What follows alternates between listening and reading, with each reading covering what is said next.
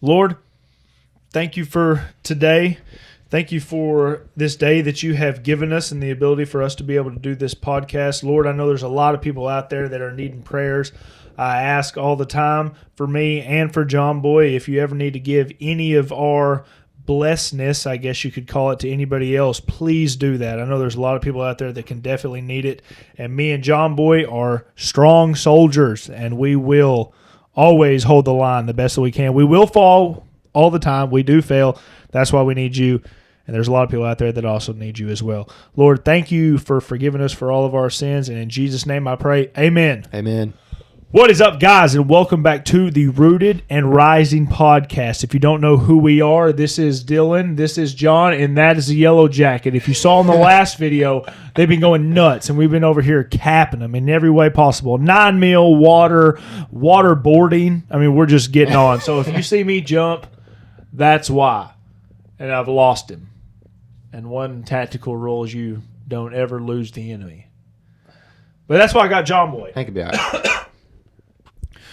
Guys, if you are always wondering how the podcasts start, you can go back and look, or you could actually just start now. We start off by asking John Boy how he's doing. Yeah. Doing good. The lone cough returns. The lone cough. Yeah. Doing pretty good.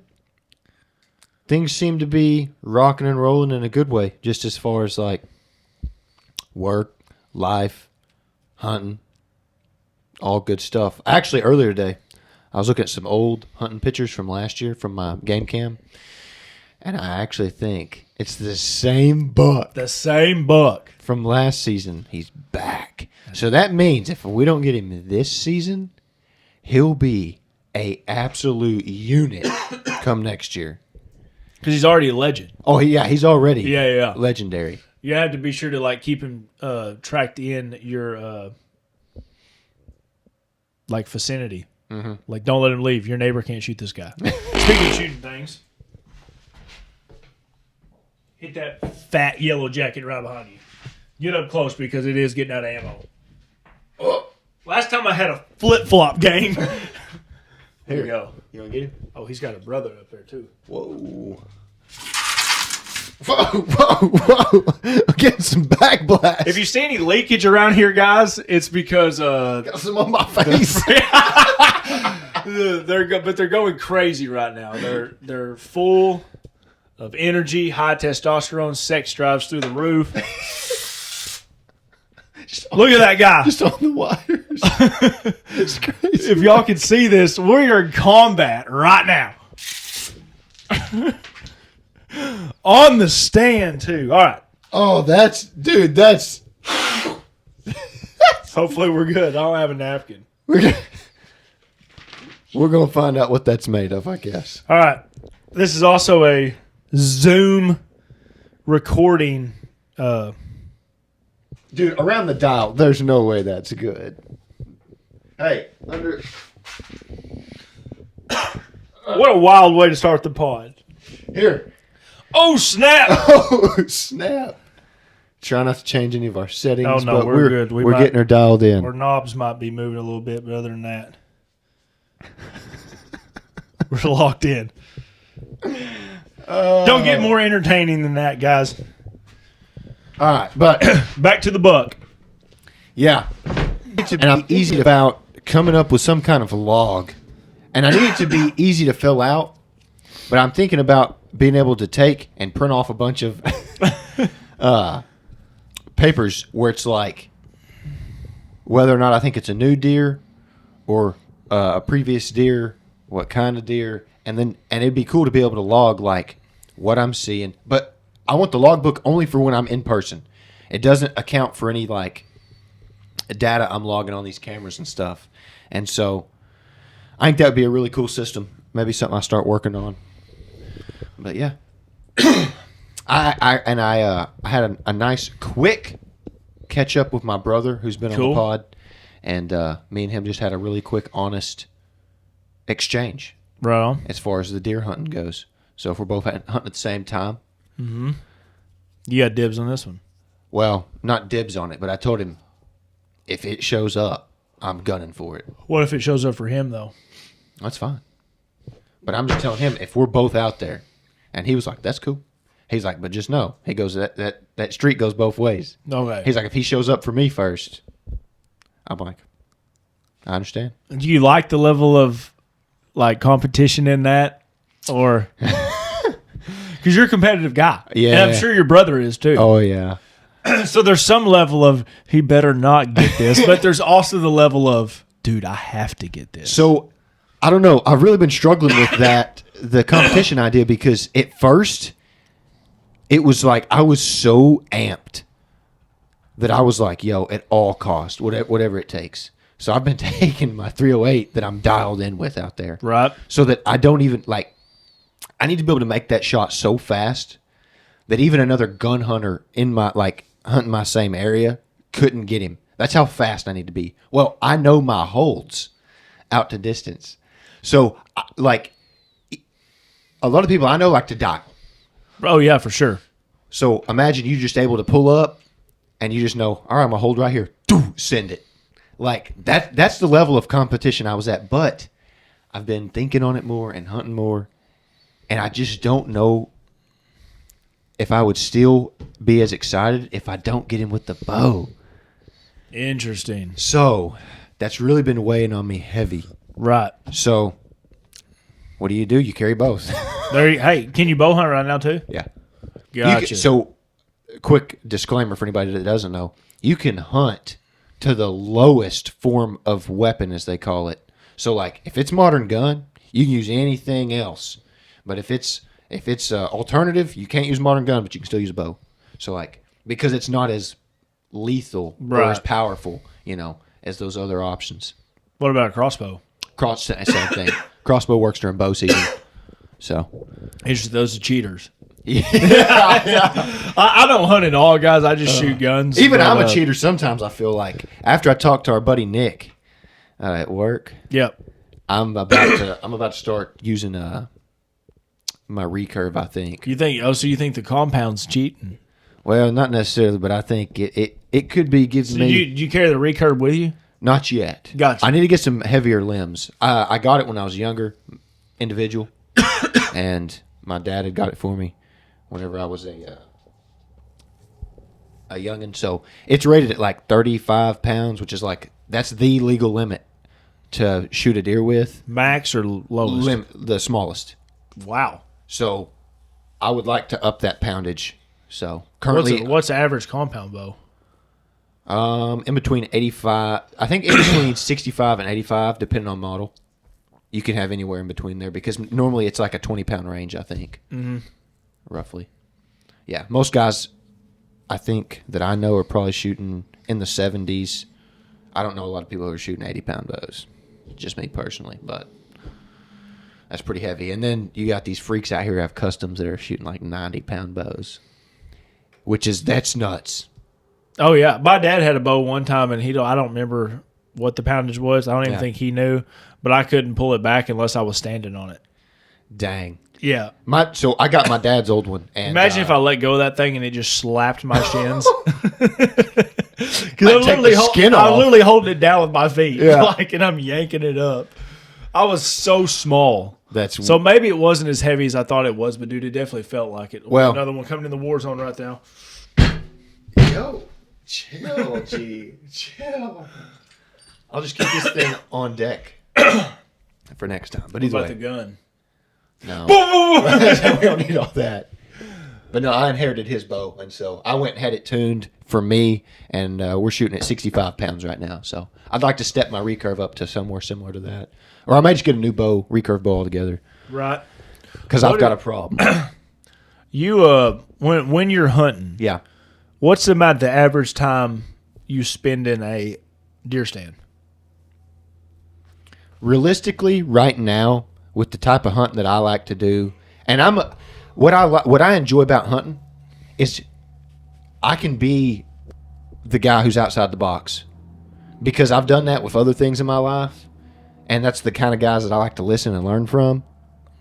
And so what's cool about that is there's all the stuff people tell you to do. You ain't gonna do all that. Do whatever you want to do and make it work. Right. That's what I do. So for me, preferably, let me think about the actual amount of time. If I got there before sunrise, I don't know, 3 to 4 hours in the morning potentially, and then 3 hours in the evening. So, reason I was asking that is we've talked on here before about how, like, for one, we both like driving. Yeah. But driving is also time of almost like a time of peace. Yes. It can be. 100%. Or like solitude, that you get away from something that's Yeah. got a lot of crap going on, or even Yeah. maybe just put your phone down and drive. I'm not much of a kill that guy right there, John. What are we doing? Dang, John's trying to cut him with a knife on pod. Man, they're ganging up on us now. It's going to be an interesting pod, ladies and gentlemen. We're just going to leave it right But what I'm wondering for you Yeah. is there a level of that when you're hunting? Like, because I've texted you a ton of times me driving. Yeah. Like times where I think God's trying to tell me something. And I'm not one of those guys where he's like he's speaking straight English to my ear that I understand what he's saying. I'm not that kind of guy.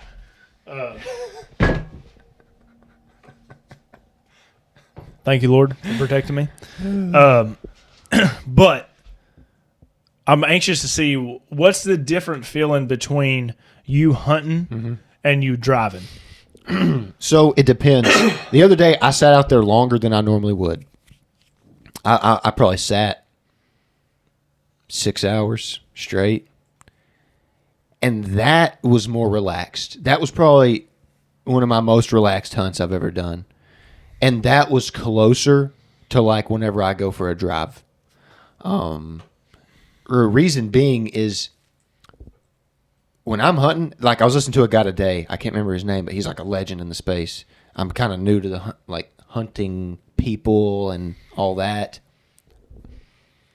So I'm starting to learn about the folks and how they've impacted the industry, etc.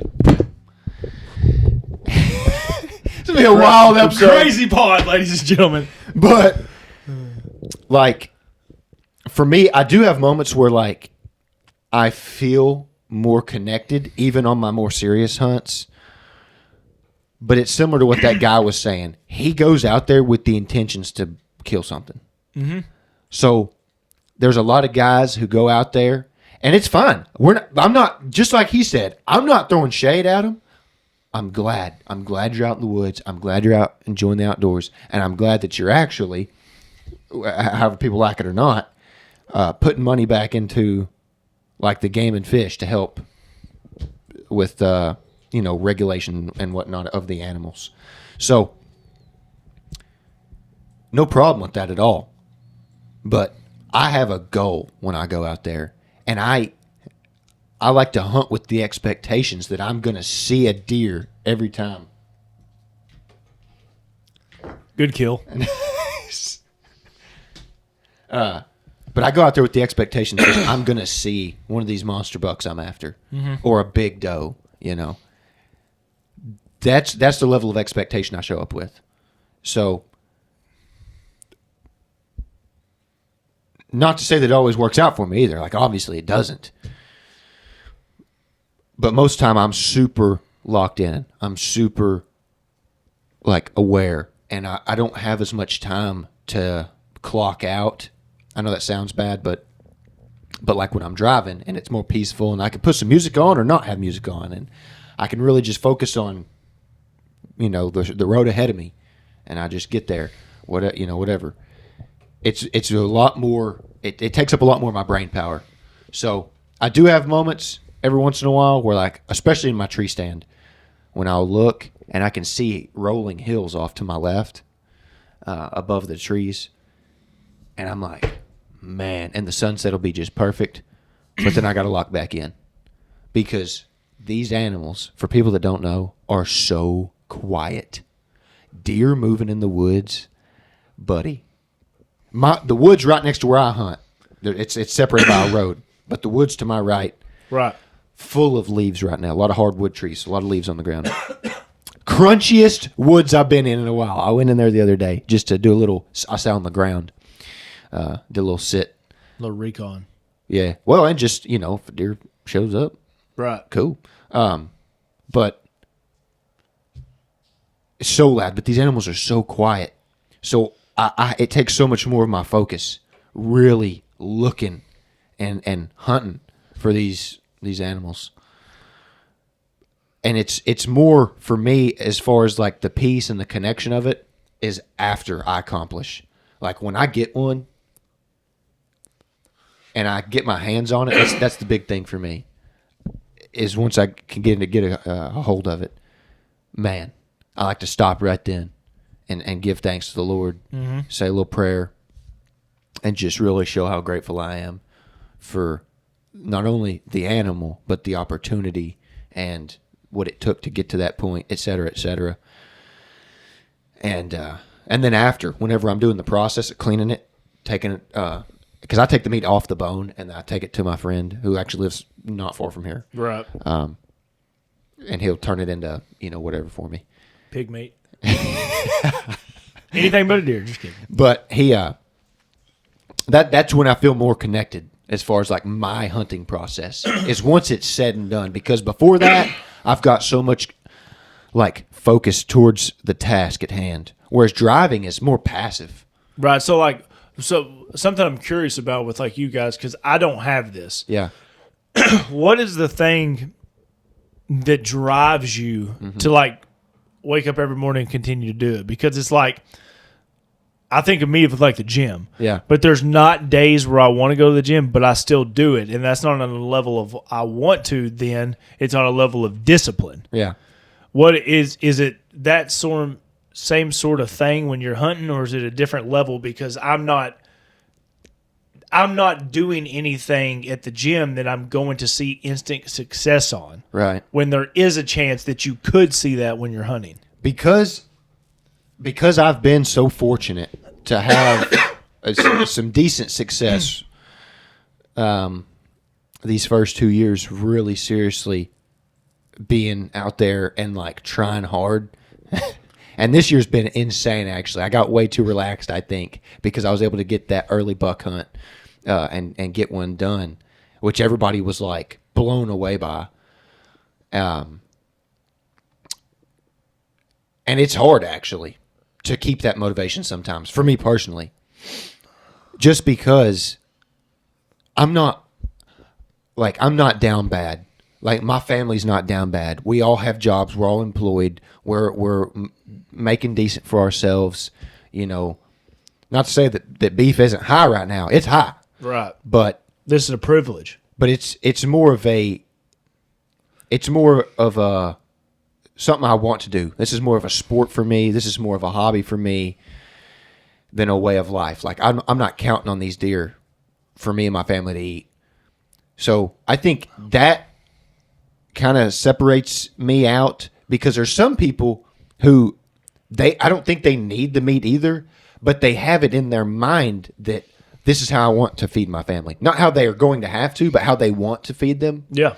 And so that's a big driving force for them. And that's why what separates me and them, one thing out the gate is like, that's why I have taken so many advantages towards these buck hunts. It's like the early buck and this and that, and why I was talking to Nick about trying to qualify to do the hunting inside of like a city limits area and stuff to help regulate population there, because I want those big bucks. That's what's on my mind. That's what's driving me. It's the thought of these giants out there that I have the potential to get. And that's partially why I'm so partial to bow hunting, is because it feels more personal. It's harder. I'm more connected to the process, like the whole process. Because a gun, think about this. I've had those bucks show up, especially early season. Like, early season for here in the state is only archery. So I had like 6 bucks walk out one time, monster buck and some other ones. If it had been gun, early buck, I could have been bow bow and limited out on bucks. No problem. They're way over there. They're super afraid. They're hugging the tree line, but I could have shot them easily. But the patience it takes and the discipline, and then like moving with the gun, much less movement versus like how I draw my bow. It's just, you have to be dedicated to whatever your reason is, and mine is the big bucks. I'm after big bucks to the point that I know I sleep really good in my bed, right? If I'm going to wake up to do an early morning hunt, which I don't like doing, but I'll do it. I'll sleep on the couch because it's not comfortable. So that I wake up like that. As soon as that alarm goes off, I'm wide awake. And so I've got little, tactics like that I use to help. Aren't you not as in. proficient, though, because you didn't sleep good? No. That's crazy. I'm the opposite. I'm locked in, dude. Because I'm telling you right now, when these big bucks walk in, or even the small ones, I mean, I've shot some small bucks, don't get me wrong. Right. As far as it's concerned, as racks are concerned, the adrenaline that hits my bloodstream, there's no way I'm not focused. There's no way. My body, it's going to put the chemicals out there for me. Would you hunt if there was zero chance you were ever going to shoot a buck? Like if it took that level of competition out of it, would you just stop hunting? Potentially. Really? Yeah. That's part of my drive right now. I don't know. I'm really chasing big bucks. Now, I was wanting to shoot a doe this year, actually. But they just ain't been around on my property. So that is what it is. Tough problem to have. Just big bucks everywhere. Just big bucks. I know. I showed some pictures Large early. rack land basses. Large rack land bass. You got it, brother. It's people. I thought people were going to think I've got a high fence. I don't. Yeah. You're dropping them off in there. Yeah, people think I'm growing them. Yeah. I bought some deer off somebody and I'm raising them. That's it. No, I'm not. It's very fortunate. And right now, we have the potential to shoot probably one of the biggest to have ever walked like my area that I'm aware of. So that's a big deal. And me and my neighbor have a deal because my neighbor talked to my dad and he said, hey, if y'all get that, I want to see it. And I said, likewise, but just right. because I need to see it with my eyes. Right. It's like Bin Laden. Yeah. You want to confirm your target? Yeah, you want to confirm it, dude, for sure. But no, it's all cool though. But I guess that's the reward that I'm after. Even though the meat is very rewarding. And I guess that's a different aspect. I probably, I'll take it back. I would hunt, but I would only hunt for one probably doe. If there was no bucks, I knew there was going to be no bucks, or the likelihood was in like the 10% range of seeing a buck all season. I still think you would go, though. I would probably go, and I'd probably shoot maybe one or two does for the sheer fact of the sharing of the meat and the food. Mm-hmm. I do really love that. That is something that's special to me, and I hold very special to me because it's like I get to give you a little piece of this reward. I don't know. It's very interesting. I like to be able to share. Right. So, what is some skills you think that you've learned or maybe honed in on when sitting in a tree stand? So movement, 110%. How I'm moving and the noise I'm making is a big deal. Now, there's a certain degree of it that just doesn't matter sometimes. I mean, there's like a whatever percentage chance where it's just like it's not going to affect them at all. That is what it is. That's more rare. Most of the time, and I learned a lot of this last year, actually. I had like 3 or 4 hunts. I can't remember the exact number. It's 3 or 4, though, one of the two, that I went and made a mistake every time. And by that, like that 5th hunt, we'll call it, I didn't make any of those mistakes because I was consciously thinking, okay, don't do this, don't do this, do this, do this. And I was able to get one when he showed up. But I think it's learning how to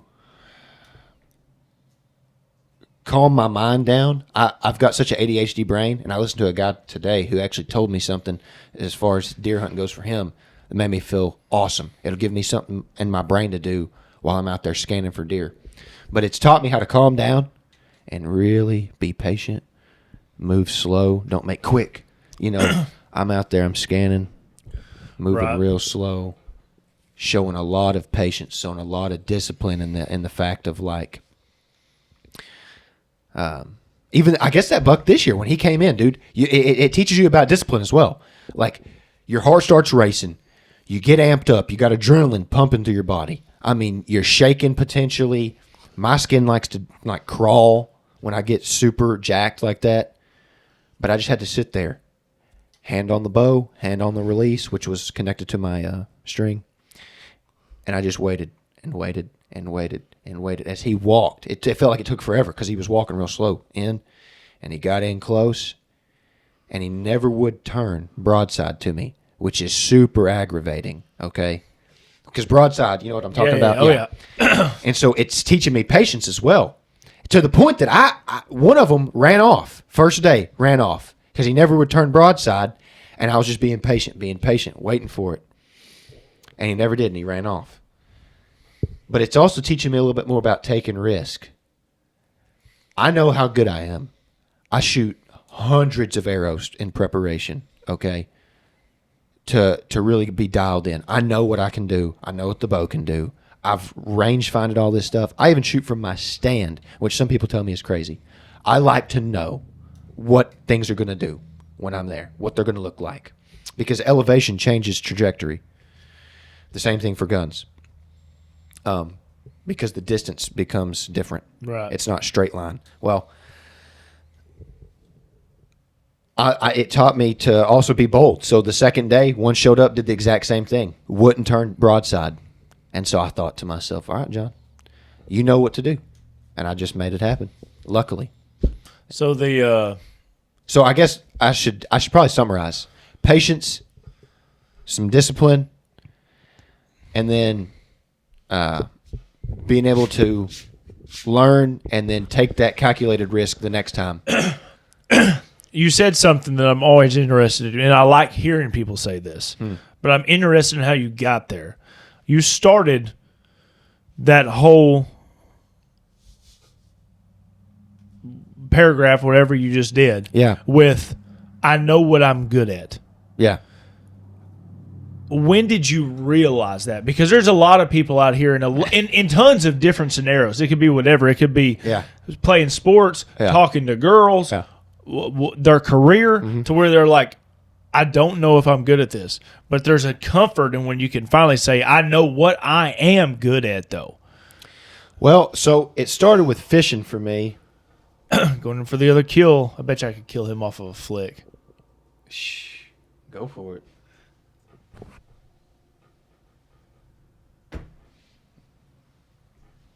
He's down. Oh, he's on my leg. Cut your leg off. He's on the ground somewhere. Is he? Yeah. I'm sure. Oh, I see. This pod's gonna be wild. I got him. So I was very blessed, and I believe it may run in my family a little bit. Got him. As far as the outdoors, but I noticed that. So this is something that you think you were just blessed with. I think there's a certain percentage. We'll say the Lord helped me. That's my phone. That's fine. With a lot of it, I think a lot of it was from Him, but also my dad's read some interesting stories about some of the stuff. Like I was diagnosed with ADHD. Yeah, at one point in my life, and he had read an article about how that helps certain people, and when they're like in the outdoors and stuff, like it gives you the ability to see certain things that normal people don't see because your brain just is wired different, et cetera, et cetera. If I believe all that, I don't know. It's nice to hear. I don't know if I trust it, right, 100%, but it.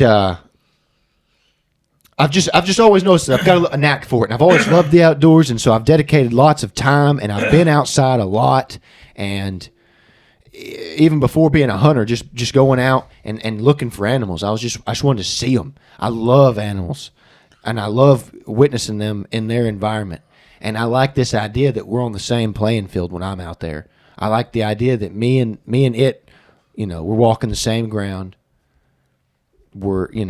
And that's why I like the bow so much, is because I feel like it's not as easy as a gun, so it makes it a little bit closer. You ever have a time where you felt uncomfortable learning something?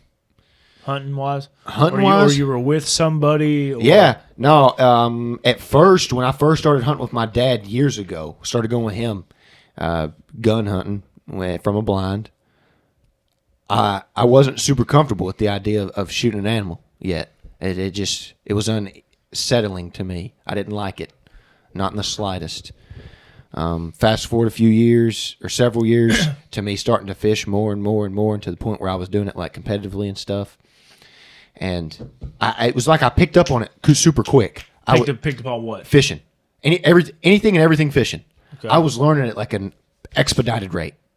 Okay. And I invested at an expedited rate to be able to play at that level of like, I felt so confident in my ability to go catch a fish anywhere. How did you get to that level, though? That's why I'm trying to find a way Learning. so other people can see a path. Learning, dude. Learning. Constantly learning. Constantly investing. Constantly trial and error. But how did you get to the point, though, when people told you, John, that's stupid, that you just were like, I don't care?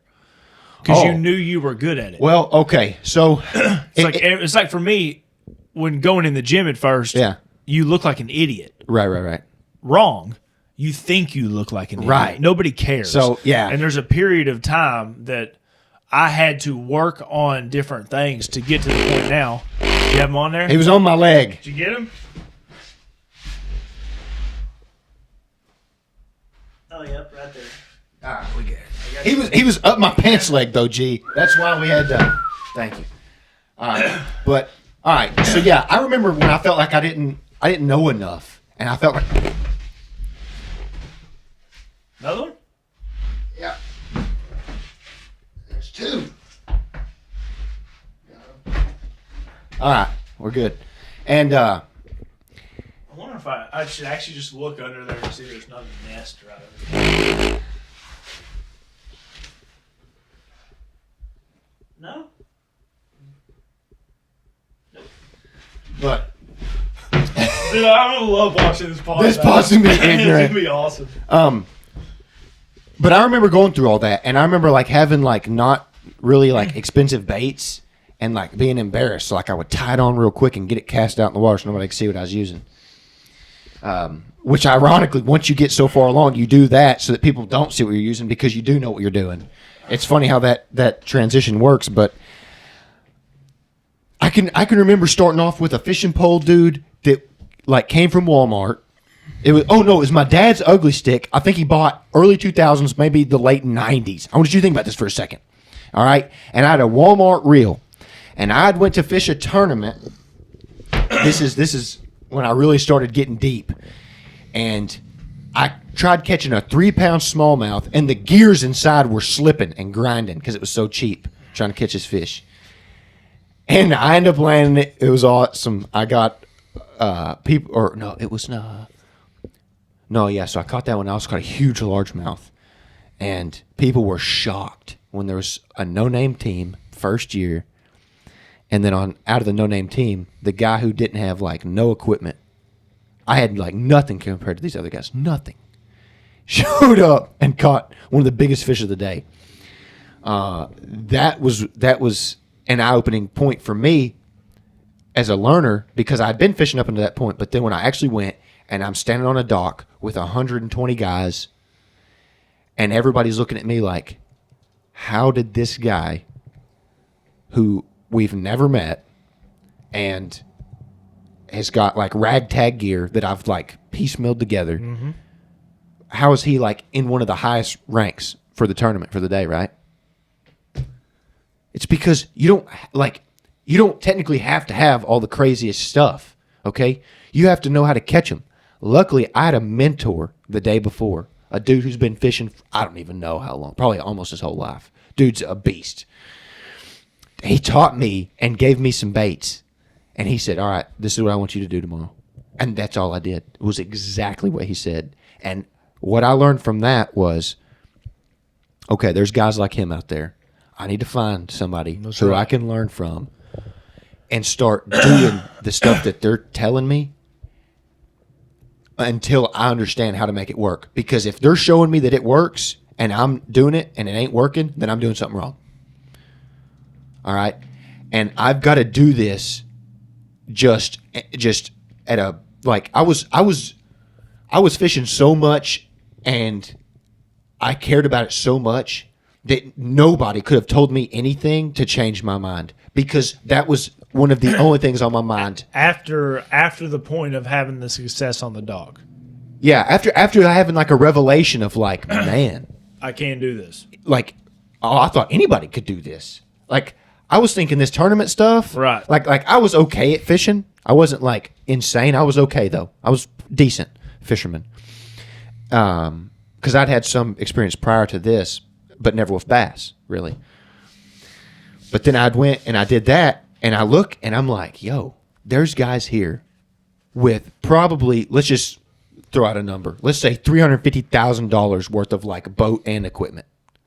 And I'm like, and I'm beating them. I'm like, yo, I got this. Right. And with help from my friend Ron Snyder, legend, for helping me out so much, it was like, yo, I want to be so good at this that it's undeniable. That's something I've heard other guys talk about, is they want to be undeniable. And that's why like everybody knows me for fishing. And why I've taken other people fishing, and I've showed them like, here, just use this. Now there's days it's tough. Me and my brother went out, and me and him, I was recommending baits, and he caught one fish, which made my whole day. And that was the only fish we caught all day out of fishing. But it was a tough day. Mm-hmm. So you're going to have tough days, even when you really know what you're doing. And I think it's good to know and have the confidence in yourself. Like, that's the irony. For a person, I'll admit it, I don't love myself super great all the time. I'm bad at that. But I do have moments of, like, confidence in certain things that I know about, that it's like, there's nothing you can tell me that's going to change my mind. Because I know that if I don't know, I can outwork whatever it is that I need to outwork, who, what, the thing, anything, to make it happen. I've got that level of determination. So once I hit that point of determination, I just started grinding and finding resources. It's all about the resources, though. Shout out to Roland Martin. He has a YouTube channel. He was a pro angler for most of his life, and he has got a YouTube channel, and he talks about these old school techniques that I don't think guys are really using anymore.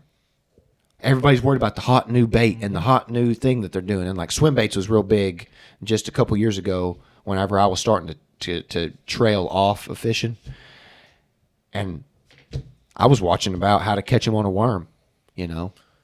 So like what is I'm curious, because you said it, not me. What you found the way Yeah.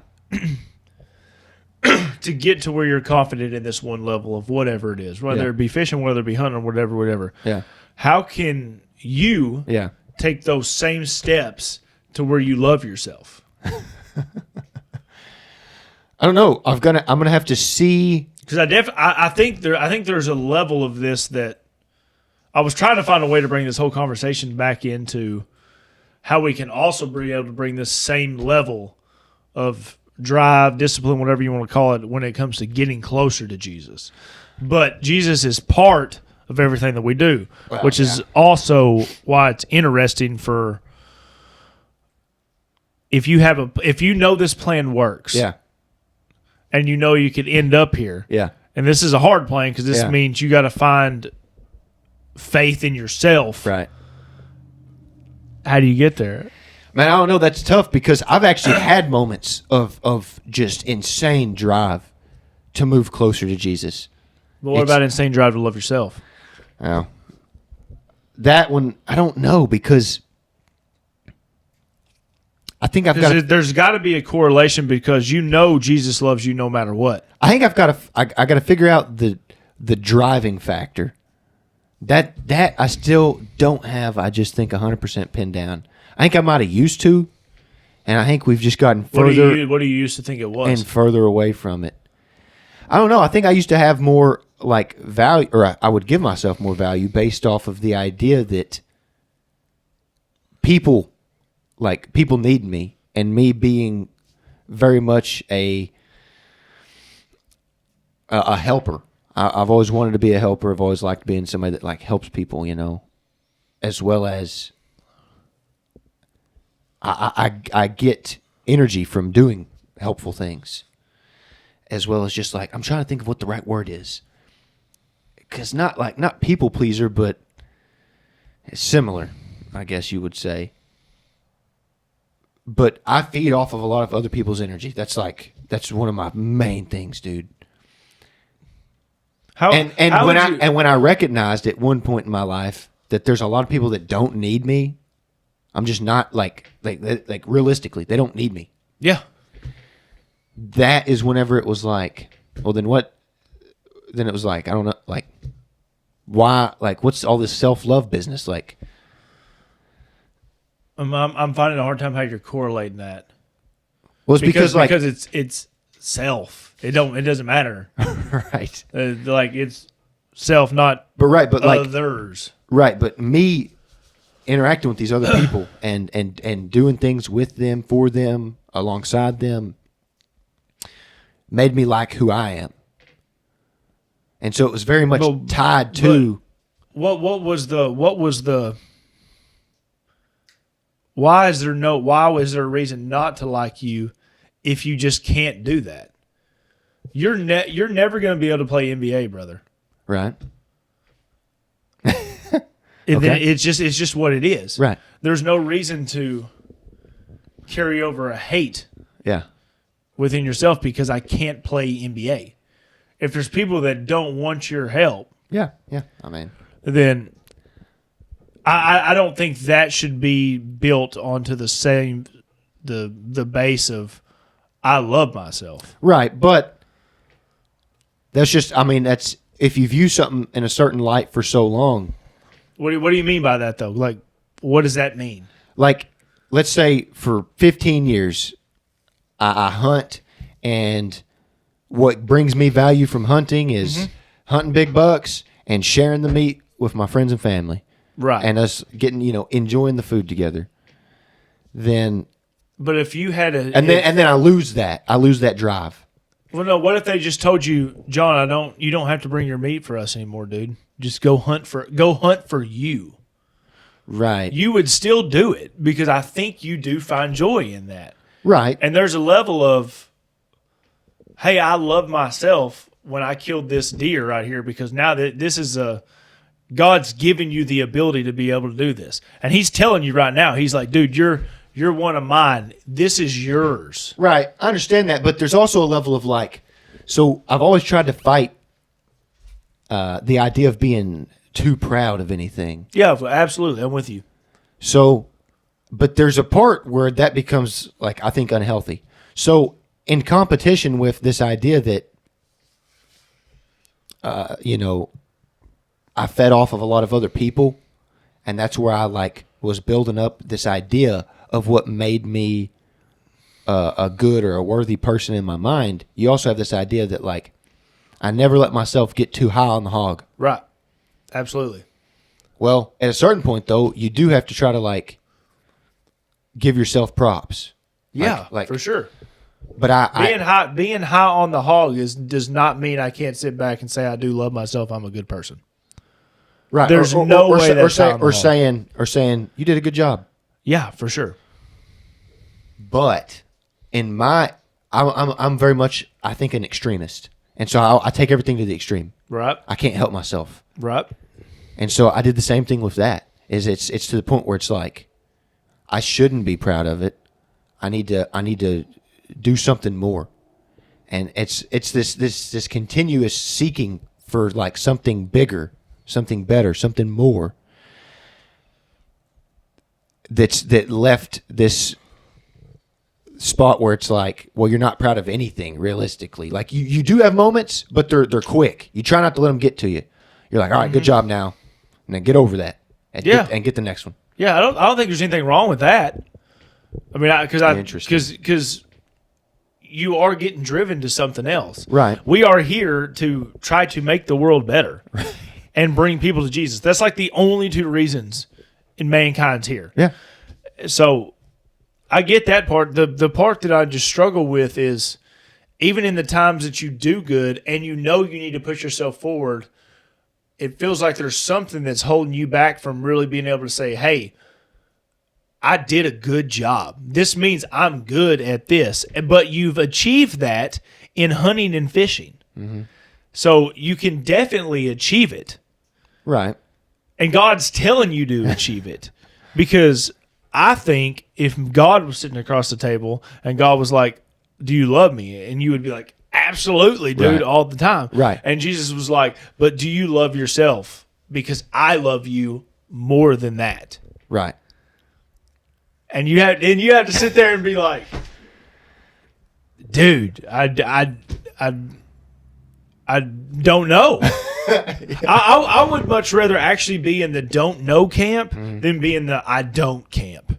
Right. Because the I don't camp always leaves the door open for being able to go somewhere. That's why I have a hard time with depression. Is I got one on my head or something? Now he flew off, luckily. It was for like 2 seconds. There he is. Sorry, sucker. But, yeah, I would much rather people always say, I don't know. Yeah.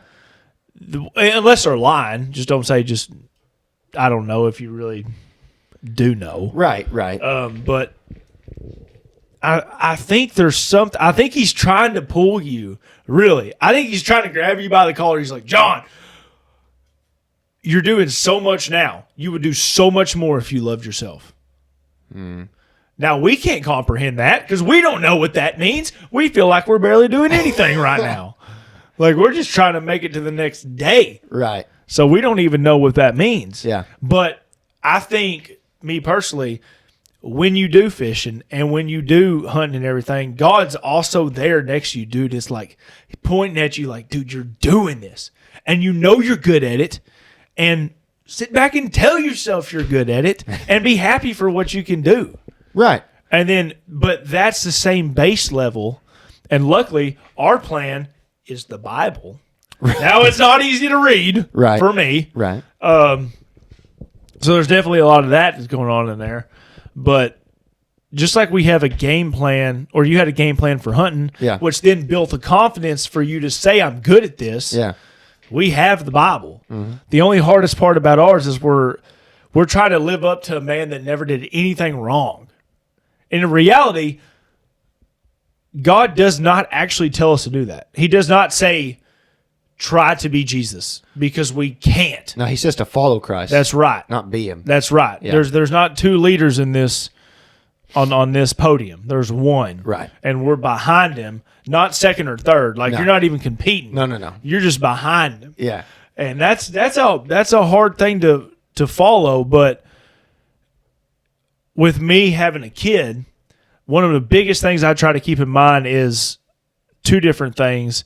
I guess there's still two things. That Jesus is the center of all. He's the one that created all this. And number two, that I love you more than anything in the world. Because I need you to know that you love yourself more than anything in the world. Not to say that I'm better than anybody else, because I may not be. There's some things I'm good at. There's some things I'm good at. You could kick my butt in hunting. I don't know anything about all that junk whatsoever. I do know what a broadside of a deer means. Yeah. But if you told me to shoot it, I would just take a guess. I have a general idea. But you had the mentor that also taught you on the fishing deal. Yeah. We got the mentor, Jesus Christ, baby. I know. He's just a lot harder to get a hold of sometimes. And he is he likes to challenge way harder than most. Yeah. And you have to be able to find some level of joy and whatever the other word. But that's what I question sometimes, though. What do you mean? Like, it's like, do I not go through these trials and tribulations of self-doubt and things like that? And he puts me through like tests and stuff. And when I finally like get the tests right, then I'll understand how to love myself. Does that make sense? Mm-hmm. But I'm just not ready yet. I'm not passing all the tests yet. We got some C's and D's I'm scoring. Hey, dude. He's looking for A's and B's. So, but he's not, though. He's actually looking for F's, brother, if you think about it. Because that's the people that need him the most. Right. But I'm saying, yes, to open my eyes. I got you. I got you. And I think he's making it happen now. And I actually think building part of your house is going to be a big part of it. Because this house. The original idea of this podcast, guys, was going to be talking about building things, because I've been building all kind of crap and it's been stressing me out. But there is like some level of grace that you have when you can get it done. I can't explain it. It's like when Timmy told me with the bathroom. He was like, dude, you're not going to understand it until you get the first wall put up. Dude, I couldn't understand it. And then I got that first wall put up and I was like, holy shoot. I was like, this is awesome. Right. I was like, a lot of work to get here, a lot of money. That sucks. But the thing that I said is, hey, I did this, and Jesus gave me the ability to do this. I'm not the best at this, but I think I'm pretty good at it. And I'm going to continue to try to do the next thing and the next thing and the next thing and the next thing. It's ironic. I just realized something. You saying that. You said you get it. You got that first wall up and you realized what he was talking about. And that's something that I think you and Noah have been telling me, that probably the Lord is putting on y'all's heart to get to figure out how to get me to understand it. So as much as I can sit here and tell you that, like, I'm good at this stuff, I don't always, I guess, 100% believe it. Maybe because I think I'm looking for somebody else to tell me that I'm good at it. Mm-hmm. Does that make sense? Yeah, for sure. And since I've not got that, it was like, all right. But then I did get it. Mm-hmm. Okay, we're walking through this story here to now, and then finally I got some of that of like, dude, good job, you're doing good. And I was like, meh. Yeah, hey, it didn't hit like I wanted it to. I get it. It's just like the financial stuff. You've discussed before. I get it. Where you're like, I think when I hit a certain number financially, I'm gonna feel a certain way, and then you don't. And you're like, this is gay. Yeah. I wasn't gonna say it. Bring that word back. I love it. You took it right out of my mouth. Yeah. You're like, this is gay. And so that's why I'm able to sit here today and tell you that I know I'm good at it, is because it took me going through like this process of like being denied the verbal accomplishment from someone else that I was waiting to hear it from, then getting it, and then it being like, well, that wasn't worth anything. I don't feel any different. And then you keep doing it. You're like, well, maybe I am pretty good at this. Maybe I am. And you're like, you keep on. And you're like, all right, I'm pretty good. You're able to self-identify. Yeah. And so maybe we're finally getting somewhere with all this stuff and this idea that I don't know what that looks like yet. I don't know what it's going to take for me to have that aha moment in the self-love process. But I'll tell you this too, and this goes for anybody who's listening. I'm not big on wanting to go to a therapist. Right. Okay? A lot of people are, yeah. And that's great. Yeah. Go. I'm glad for you. I don't want to. Yeah. I don't even actually have a great reason to Are not. people trying to force you to? Some people have recommended it. Not that they're forcing me, but there's some people who have these ideas and whatnot, and they're not. And it's not. I'm not saying they're bad. I've been to one before when I was a kid. I went through some rough stuff.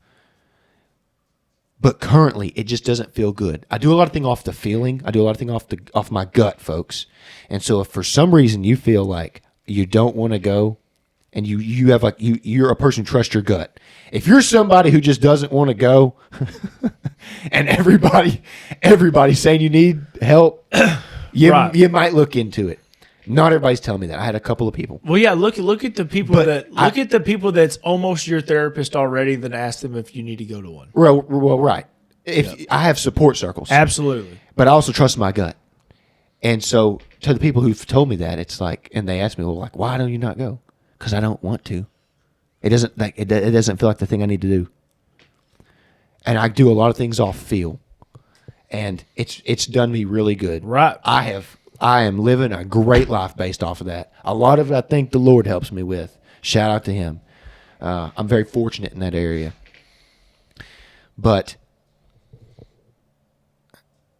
I don't have a problem with folks or myself not wanting to do that and wanting to try to figure it out for themselves. Yeah. And wanting to take the hard road. Look, man, sometimes it's going to be hard, and sometimes you just need people to walk it with you. And it goes back to something I was going to say earlier, actually. I was listening. I've got a bunch of Tyler, the Creator clips. You know who Tyler, the Creator is? He's a rapper. He's crazy. Yeah. But he said, somebody asked him, how did you know you were going to be a musician? He said, I'm delusional. I'm crazy. Yeah. He said, I'm so delusional that in my mind, I literally didn't picture myself doing anything else. Right. He said, I literally pictured myself only making music. Right. And here I am making music. That's right. Well, I'm so delusional and crazy that it's like once I get geared up on something, like this idea that things are happening for a reason, and the Lord is he's got a path. Mm-hmm. And if I just do my best to stay on his path, okay, we're going to fail. I'm going to stray a little bit. Yeah.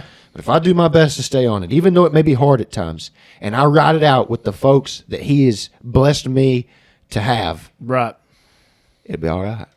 Yeah, so there's going to be times that are hard. Grind them out. And on the other side, it'll be freaking awesome. So I saw this picture, and it was the greatest illustration I've ever seen of walking with Jesus. Yeah. I'm going to kind of write it out for you, but I'm also going to tell you. Okay.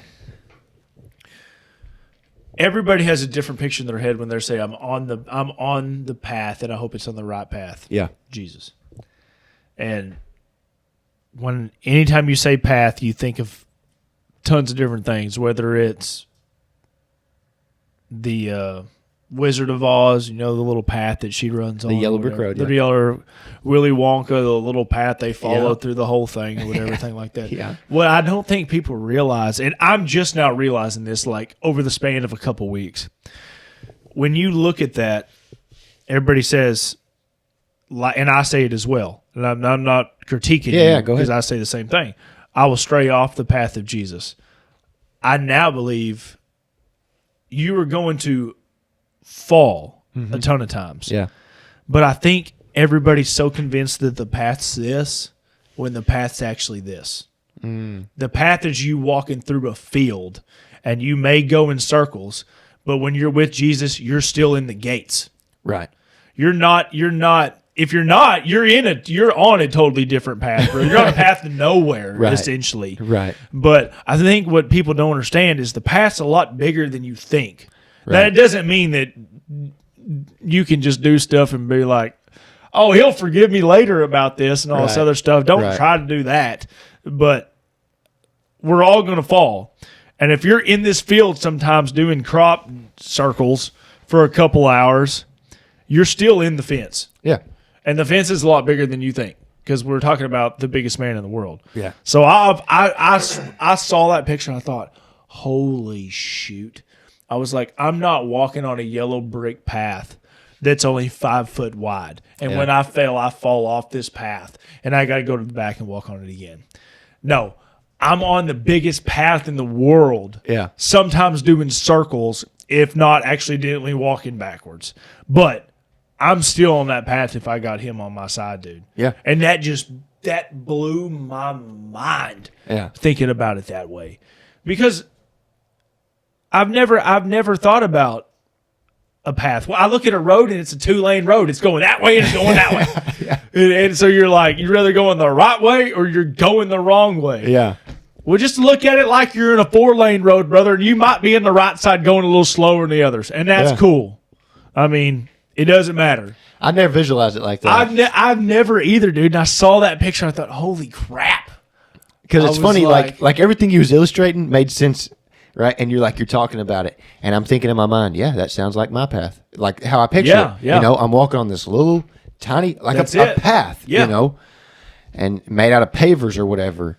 And it's like, all right. It's like, you're you know, you're on the edge when it's really not the edge. Right. Like I'm about to come up with a banger quote. A path is not the size of the asphalt you walk on. Oh, dude. I just lost the rest of it. Dang it, I had a banger one that I was about to drop, but I just forgot the rest of it. Well, you hit me hard enough with the first half. Yeah. Jeez. The path is not determined by the size of the asphalt. The path is determined by how big the destination is. Mm. Write that down in your books, ladies and gentlemen. Write that down. Write that down. But yeah, dude, I saw that picture. Yeah. And I was like, dude, this is crazy to think about that. So, all right. So now let me ask this question real quick. Is there anything that we covered that I left too open ended? Is there anything we need to circle back on? Is there any questions you asked that you feel like we didn't get a sufficient answer out of me or out of you that the people would want to know? No, I think you finally. The answer I was looking for, I think you finally got at was about the mentor and how you got to the position versus being like. I was really hoping you weren't going to say, "I'm just good at it." And I'm like, well, you probably are, but that don't help people get good at anything else. Right.